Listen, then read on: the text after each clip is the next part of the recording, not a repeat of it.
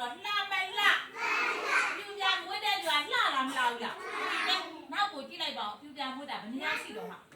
ဘယ်နှယောက်ရှိတော့ဟာကိုစားရဲ့ကိုစားရဲ့ကိုစားရဲ့တဲ့တော်ကြီးရဲ့အောင်မခိုင်ကြီးရဲ့နှစ်ယောက်တကယ်ကြီးနဲ့နောက်တော့ပြူပြဝတ်ခဲ့နော်ဦးတဲ့တော်ကြီးရောအောင်မခိုင်ရောတက်လားလှလာနေပြောင်းချစ်ဦးလက်ပါချစ်လက်ဦးကလေးလေးချီပါချစ်ဟုတ်ကဲ့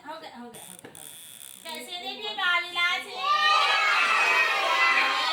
စင်းသေးပြချင်းနဲ့တားလို့သမီးတို့ကဗိုလ်ရန်ပူစဲပြီးရပြီလားမို့လားရပြီလားဆိုအတန်ကြဲကြဲလေးညီညီညာညာလေးစောင့်မယ်